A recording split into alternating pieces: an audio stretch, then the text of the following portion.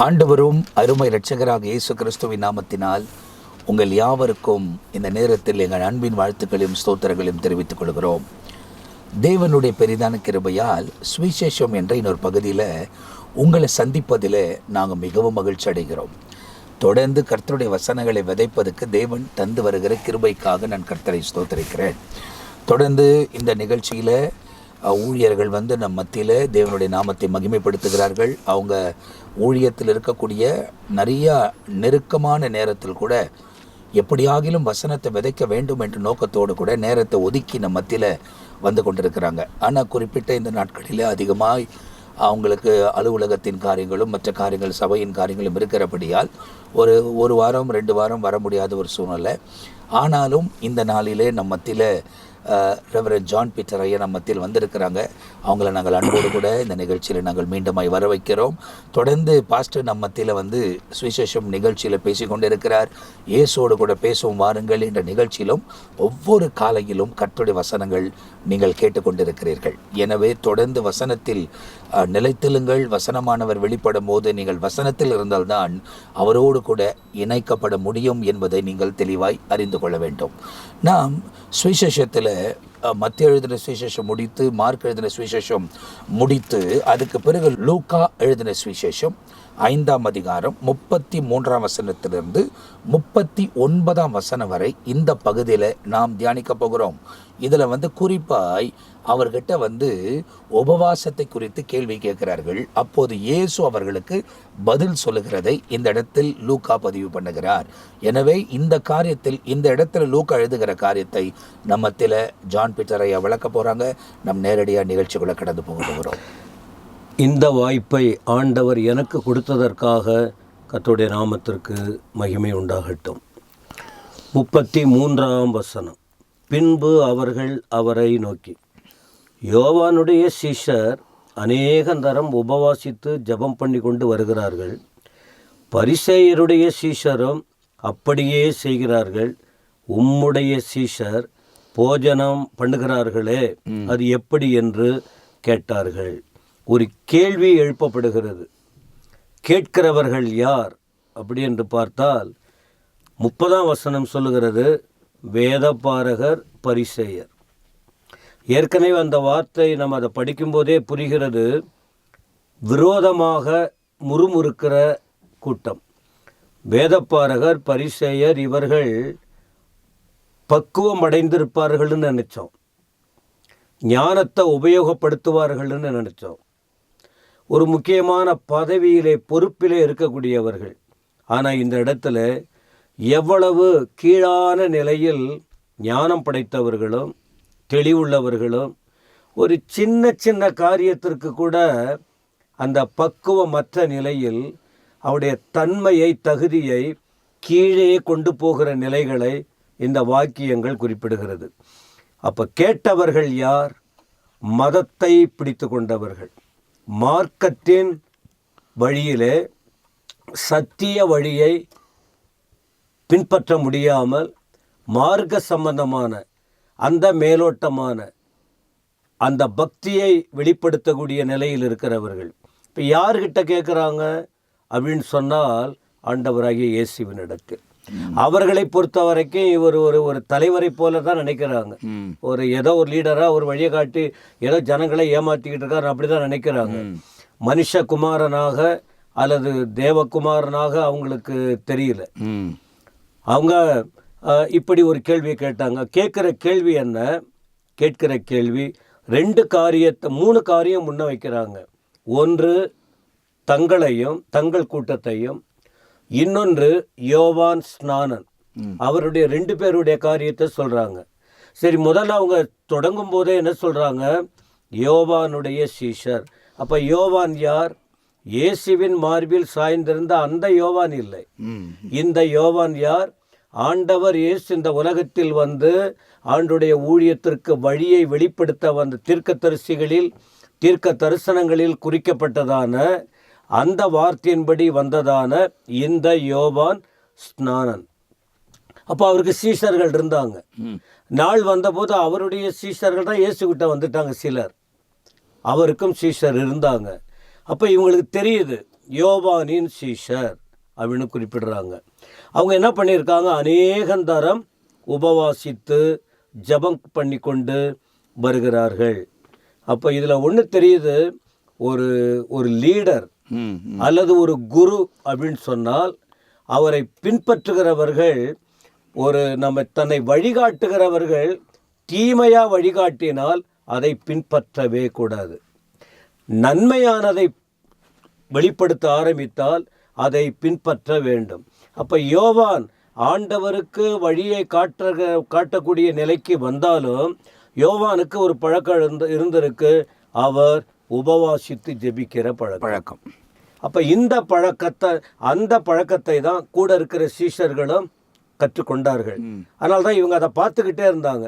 யோவான் ஜெபிக்காம உபவாசிக்காம இருந்திருந்தால் இந்த பரிசேயருக்கு தெரிஞ்சிருக்காது.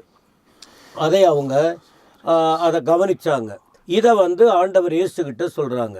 இரண்டாவது, பரிசேயருடைய சீஷரும் அப்படியே செய்கிறார்கள்.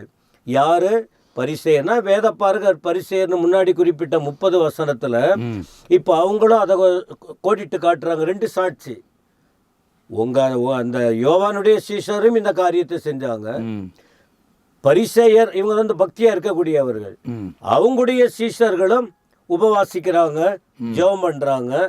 உம்முடைய சீஷர் ஏன் அதை செய்யல? ஏன்னா நோக்கமே குற்றப்படுத்துறது தான். அவருடைய நோக்கமே குற்றப்படுத்துறாங்க. ஏன் அவங்க செய்யல? அவர்கள் சாப்பிடுறாங்க அப்படின்னு கேட்டார்கள்.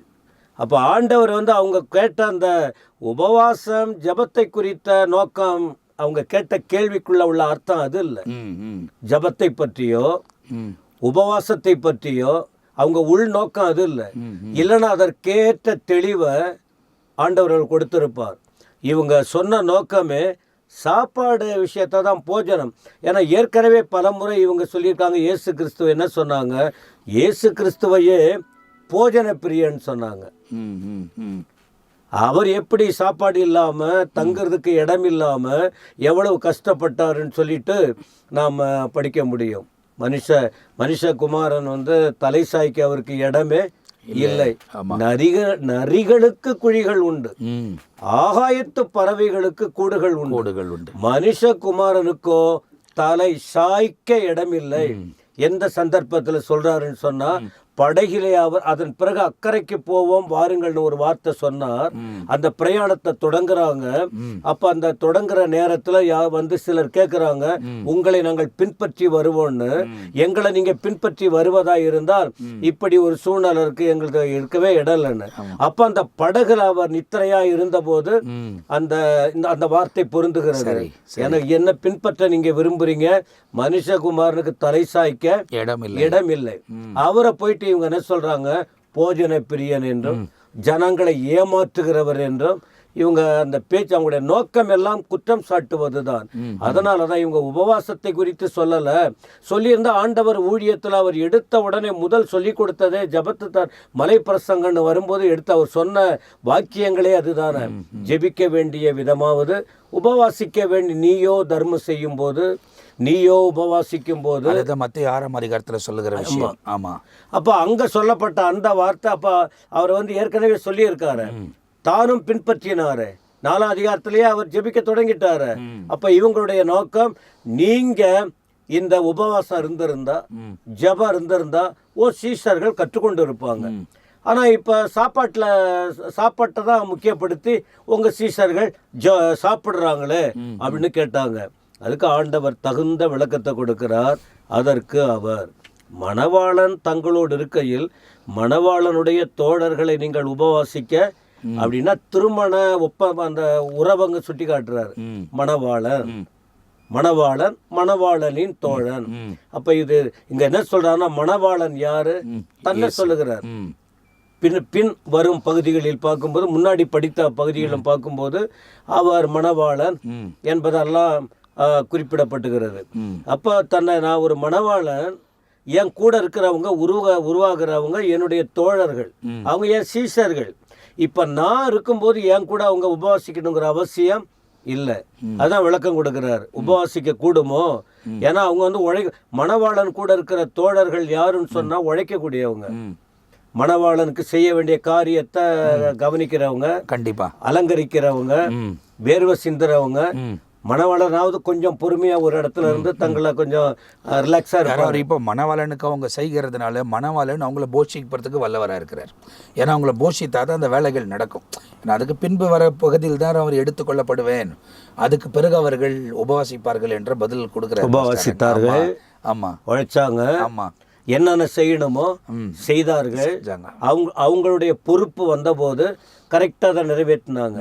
இப்போ இவங்க பரிசேய சீஷர், யோவானின் சீஷர், அவங்களுடைய காலங்கள் இருக்கும்போது அது அப்புறம் வேற நேரங்கள்ல அந்த கேள்வியை இவங்க கேட்கல. ஏன்னா அவங்க நோக்கம் எல்லாம் குற்றப்படுத்துறது அவங்கள இல்ல, இவரை தானே. அதுக்குதான் தகுந்த நான் மணவாளனப்பா, ஏன் வேலையை நான் கவனிச்சு நான் இருக்கிறேன், ஏன் கூட இருக்கிறவங்க இப்போ அதை செய்ய வேண்டிய அவசியம் இல்லை, ஏன்னா அவங்களுடைய பொறுப்பு நிறையா இருக்கு சொல்லிட்டு 35 சொல்றாரு, மணவாளன் அவர்களை விட்டு எடுபடும் நாட்கள் வரும், அந்த நாட்களிலே உபவாசிப்பார்கள் என்றார். அதான் இப்ப நாம பேசிக்கிட்டு இருக்கோம். நாட்கள் வரும், நாட்கள் வரும்போது நான் சொல்லாமலேயே அவர்கள் செய்வார்கள். ஏன்? இப்போ நான் மணவாளன் என்று சொல்லப்படுகிற நானே, என்னை பின்பற்றுகிற தோழர்கள், சீஷர்கள் என்னை கவனிச்சுக்கிட்டே இருக்கிறாங்க. நான் எங்க ஜெபம் பண்ண போனாலும் என்னை பின்தொடர்ந்து வந்து பார்த்துக்கிட்டு இருக்காங்க, எங்க போனார் அவர் அப்படின்னு. திடீர்னு அவர் கூட போனா உபதேசித்ததை இவங்க பார்த்தாங்க, உபவாசித்ததை பார்த்தாங்க. தனித்து போய் ஜெபம் பண்ணுவோன்னு சொன்ன விஷயங்களை, சரி எங்க தான் போறார், இவ்வளவு அதிகாலையில் இருட்டோட எழுந்து போனார அப்படிங்கிற விஷயத்த பார்க்கும்போது அதை ரகசியமா போய் தூரத்துல பார்த்துக்கிட்டு இருந்தாங்க. அப்போ என்ன கவனிக்கிறோம்னா, ஒரு ஒரு ஒரு பொறுப்பா இருக்கிறவங்க தீமையான காரியத்தை செய்தால் கூட பழகிறவங்க தீமையை கத்துக்குவாங்க. ஒருவர் முன்னோடிகள் நல்லதை பேசினால், நல்லதை செஞ்சா அதை பின்பற்றக்கூடியவர்கள் நல்லதை கற்றுக்கொள்வாங்க. ஆனால் இயேசு கிறிஸ்து எந்த இடத்திலாவது வார்த்தையாகட்டும் வாழ்க்கையாகட்டும் எதை குறித்தும் தவறாக தம்மை பின்பற்றின சீஷர்கள் என்று அழைக்கப்பட்டிருக்கு மற்ற இடத்துல. ஆனாலும் இங்கே மணவாளன் மணவாட்டிங்கிற ஒரு ஆழ்ந்த கருத்தை குறிப்பிடுகிறார். இவர் ஆட்டுக்குட்டியானுடைய கல்யாணம் போன்ற காரியத்தை அதை பேசிக்கிட்டு இருக்கிறோம், நாம தெரியாது, அதை இங்க சொல்லுகிறார். அப்போ அதான் அவர்கள் சொல்லிட்டு ஒரு ஓமையை இப்ப சொல்ல ஆரம்பிக்கிறார். 36 அவங்களுக்கு புரியும்படி ஒரு ஓமானத்தை சொல்றாரு. ஏன்னா ஆண்டவர் சொன்னார், சீஷர்கள் கேட்கும்போது என்ன சொன்னாங்க, ஏன் எங்களுக்கு ஒரு மாதிரி சொல்லி கொடுக்குறீங்க, எங்களுக்கு ஒரு மாதிரி சொல்லி கொடுக்குறீங்க, அவங்களுக்கெல்லாம் சொல்லும்போது கதை போல சொல்லி அப்படி ஒருவனுக்கு ஒரு 100 ஆடு இருந்தது, ஒருவனுக்கு இதெல்லாம் இருக்கு, இப்படியெல்லாம் சொல்லி கொடுக்குறீங்களே ஏன்? அப்போ ஆண்டவர் அவங்களுக்கு சொன்னார், நீங்க ராஜ்யத்தின் புத்திர என் கூடவே இருக்கிறீங்க, நீங்க என் கூட இருந்து கற்றுக்கொண்டு இருக்கீங்க, உங்களுக்கு நான் மறைவா சொல்லுங்கிற அவசியம் இல்ல. என் கூடவே பயணித்து என் வார்த்தையின் கருத்தை புரிந்து கொண்டு நான் என்ன சொல்ல வருகிறேங்கிற புரிகிற அளவுக்கு உங்களுக்கு ஞானம் இருக்கு. ஆனா அதை நீங்க சரியா இன்னும் புரிஞ்சுக்கல. ஒரு நாள் வரும் புரிந்து கொள்ளுவீங்க. ஆனால் அவர்களுக்கோ அந்த விஷயம் ஒண்ணுமே தெரியாது. அதனால்தான் அவங்க குழப்பமடைந்து அவர்கள் கேள்விகளை கேட்டுக்கொண்டு இருக்காங்க. அவங்களுக்கு புரிகிற அளவுக்கு சில காரியத்தை சொன்னாதான் இப்ப அதை ஏற்றுக்கொள்ற மனசு இல்லாவிட்டாலும் ஒரு நேரம் வருது இந்த வார்த்தையை அவர்கள் புரிந்து வாழ்க்கையை மாற்றிக்கொள்ளுவார்கள் என்பதாக ஊமையின் வாயிலாக ஒரு சின்ன ஊமைன்னா என்ன, ஒரு சின்ன கதை வடிவில் அவர் சொன்னார். 36 என்ன சொன்னாரு, ஒருவனும் புதிய வஸ்திர துண்டை பழைய வஸ்திரத்தின் மேல் போட்டு இணைக்க மாட்டான், இணைத்தால் புதியது பழையதை கிழிக்கும், புதிய வஸ்திர துண்டு பழைய வஸ்திரத்துக்கு ஒவ்வாது. என்ன சொல்றாங்க, இப்ப துணி தைக்கிற விஷயத்த சொல்றாங்க. பழைய துணி ஒரு துண்டு இருக்கு, புதிய துணி ஒன்று இருக்கு, இது ரெண்டையும் சேர்த்து இணைத்தால் நல்லா இருக்கும். நீங்க பாருங்க, தைக்கும் போதே அந்த தையல் மிஷின்ல அது ஒத்து வராது. புது துணி நீங்க தைக்கும் போது அந்த தையலின் அளவு அழகா அந்த நல்லா தெரியும். ஆனா நீங்க பழைய துணியை வைத்து பார்த்தீங்கன்னா வித்தியாசம் தனியாவே தெரியும். அப்போ தைக்கும் போது நல்லா இருக்கும். அதன் பிறகு பாருங்க, பழைய துண்டையும் இந்த புது துண்டையும் இணைச்சு கொண்டு போகும்போது நீங்க அந்த தைக்கப்பட்ட துணியை எடுத்து கொஞ்சம் இப்படி உதறி, அல்லது சும்மா வேகமா கூட வேணாம், முழு பலத்தை பிரயோகிக்காம கொஞ்சம் லைட்டா இப்படி பண்ணி பாருங்க, கிழிஞ்சிரும். அதை அவர் சொல்றாரு. ஏன்னா இது வந்து சின்ன பிள்ளைகளுக்கு புரியாது, இப்போ நமக்கு புரியுது. எல்லாருக்குமே தெரியும் பழைய துணி, பழைய புது துணி அப்படிங்கிற விஷயம். அப்போ என்ன இதை போய் இவர் சொல்கிறாரு, என்ன விஷயம் அப்படின்னு. அவர் சொல்ல வர்ற கருத்து என்ன, நீ வந்து பழசை பிடிச்சிக்கிட்டு இருக்கிற, நான் சொல்கிற வார்த்தை வந்து புதிய கருத்துக்கள். நீ இன்னைக்கு நீ கீழே இருக்கிற சூழ்நிலையை பார்த்து இந்த கேள்வியை கேட்டுக்கிட்டு இருக்கிற, நீ வந்து அந்த பழைய உடன்படிக்கை பழைய காரியங்கள் அதை வச்சு நீ யோசிச்சுக்கிட்டு இருக்கிற. ஆனால் நானும் புதியவைகளை உருவாக்க வந்திருக்கிறேன். நீ பழசையும் புதுசையும் இணைச்சி ஒன்றா சேர்க்க பார்க்குற, அது நடக்கிறது இல்லை. பழசு தான், புதுசு தான். பழசு வந்து ஒதுங்கிடும், கிழிஞ்சிடும், ஒரு நாள் வரும்போது மாறிடும். ஆனால் புதியவை மேலே வரப்போகிறது. ஏன்னா புதிய உடன்படிக்கையின் பொறுப்பாளர் இவரை பின்பற்றுறவங்க புதிய உடன்படிக்கைக்கு, புதிய காரியத்துக்கு விற்றிடுகிறாங்க. புதிய உலகம், புதிய நன்மைகள், புதிய உபதேசம், புதிய காரியம், அதை மைண்ட்ல வச்சுக்கிட்டு சொல்றாரு. நீ பழச வச்சுக்கிட்டு யோசிச்சுக்கிட்டு இருக்கிற பழைய காரியத்தை. ஆனா புதிய காரியம் இது உனக்கு தெரியாது.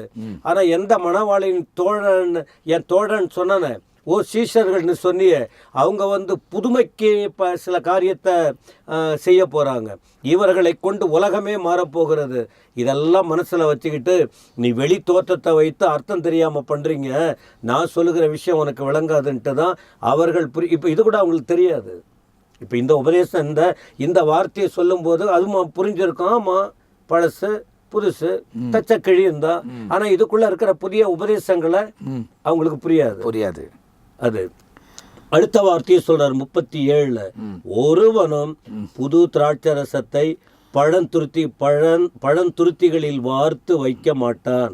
வார்த்து வைத்தால் புது ரசம் துருத்திகளை கிழித்து போடும், ரசமும் சிந்தி போகும், துருத்திகளும் கெட்டு போகும் அப்படின்னு. அப்ப அதே விஷயம்தான், கருத்து ஒண்ணுதான், பொருள் வித்தியாசம். 2 பொருள் வித்தியாசமா காண்பிக்கிறார். ஒண்ணு வஸ்திரங்களை சொல்றாரு, பழைய வஸ்திரம், புதிய வஸ்திரம். ஏன்னா இவங்க வந்து மற்ற பழைய ஏற்பாட்டு காரியங்களை பிடிச்சிருக்காங்க. பின் நாட்களில் ரட்சிப்பின் வஸ்திரம், துதியின் வஸ்திரம் போன்ற ஒரு மேன்மையான காரியங்களை புதிய ஏற்பாட்டில் சொல்லப்படுகிறது. இது அவங்களுக்கு புரியல. அதை சொன்னாரு. திராட்சை ரசம் அப்படின்னு வரும்போது இவங்க பழைய ரசத்தை சொல்றா. பழைய ரசம், அந்த பழசனை அவங்களுக்கு ஒப்பிட்டு பார்ப்பது. நீ பழைய காரியத்துல திராட்சை ரசம் அப்படின்னு வரும்போது அதை பயன்படுத்தின விதங்கள், புது திராட்சை ரசம் அது இவர் மனசுல வச்சுக்கிட்டு என்ன சொல்லியிருப்பாரு அப்படின்னு சொன்னால், நான் அநேகருக்காக சிந்த போகிற தன்னுடைய ரத்தத்தை குறித்து சொல்றாரு. புதிய ரசம்னா புதிய ஒரு கல்வாரி சிலுவையில் ஒரு புது வழியே திறக்கப்பட போகிறது. அது அதனால இது ரெண்டும் ஒப்பிட முடியாது. இதுவே வேற, அது வேற. நீ பழசையே பிடிச்சுக்கிட்டு இருக்கிற. என் சீஷர்கள் புது உபதேசத்தை கொடுக்க போறாங்க, புதிய சமுதாயத்தை உருவாக்க போகிறாங்க, ஒரு திரள் கூட்டத்தை என் ராஜ்யத்துக்காக ஆயத்தப்படுத்த போறாங்க. ஆனா நீங்களும் இந்த பூமிக்குரிய சில காரியத்தை சொல்லிக்கிட்டு நீங்களும் அந்த புதியதை நோக்கி வரமாட்டேன்றீங்க. பழசையே பிடிச்சுக்கிட்டு குற்றம் கண்டுபிடிச்சுக்கிட்டு இருக்கீங்க. ஆனால் உங்களுடைய கவனம் எல்லாம் ஒரு சிறிய எல்லைக்குள்ளே சுத்திக்கிட்டு இருக்கு. ஆனா எங்களுடைய காரியம் வித்தியாசம் சொல்லிட்டு தான் 38ல சொல்றாரு, புது ரசத்தை புது துருத்திகளில் வார்த்து வைக்க வேண்டும். அப்போ புது ரசம்னா அந்த பழைய பாத்திரத்துக்கே கொண்டு போக கூடாது. ஏன்னா அதுல ஊத்துனா, ஏன் அதை நீங்க சொல்றீங்க, இப்ப தயிர், பால், மோர் வச்சுங்க, இது அந்த பழைய இதில் அந்த புளிக்க வைக்கணும்னு சொன்னால் பழசில் ஊற்றுவாங்க. ஆனால் புதிய பாலை நீங்கள் வாங்கும்போது பாருங்க, பழைய இதில் கொண்டு போக மாட்டாங்க. சுத்தமாக அதை தொலைக்கி, ஏன்னா கெட்டுடும் அப்படின்னு. அதை போல தான் சொல்கிறாரு. பழசு புதுசு ஒத்து வராது. அதனால புதுசா பண்ணணும்னா அதை புது பாத்திரத்துல தான் வார்த்து வைக்க வேண்டும். அப்பொழுது ரெண்டும் பத்திரப்பட்டிருக்கும் சொல்லிட்டு, பழசும் பத்திரப்பட்டிருக்கும் புதுசும் பத்திரப்பட்டிருக்கும் அப்படின்னு சொல்லி, அப்படின்னா பழைய உபதேசத்தையும் கீழ்ச்சி போட்ட முடியாது. ஆமா, புதிய உபதேசம் வந்து இது வித்தியாசமானது. ஆமா, இது வேற மாதிரி ஸ்பீடா வீரியமா போகிறது. அது ஒரு குறிப்பிட்ட நாள் வரைக்கும் அப்படியே இருந்து அது அப்படியே இருக்கும். அது அப்படியே அகற்றப்பட போறது இல்லை. இன்னைக்கு பழைய ஏற்பாடு புதிய ஏற்பாடுன்னு இதை படிச்சுக்கிட்டு இருக்கிறோம். இப்போ பழைய ஏற்பாடை வந்து அது முக்கியமாச்ச, அதுதான் அஸ்திபாரம். இது வந்து அதன் மேல கட்டப்படுகிற கட்டடம் புதிய ஏற்பாடு.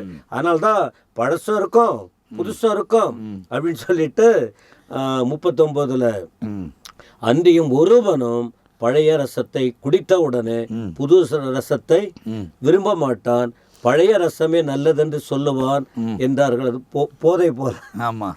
டேஸ்ட், அது பழசு வந்து டேஸ்ட். அப்படி என்ன நமக்கு எதுனா பழைய அனுபவம் உள்ளவங்க, பழைய ஆட்கள் பாருங்க, அவங்ககிட்ட நல்ல சுவாரஸ்யமான ரகசியங்களும் ஆலோசனைகளும் பல அர்த்தங்களும் வரும். கண்டிப்பாக. புதுசா வர்றவங்களுக்கு அறிவும் ஞானமும் விவேகம் வந்தாலும் கொஞ்சம் ஆத்திரப்பட்டுருவாங்க.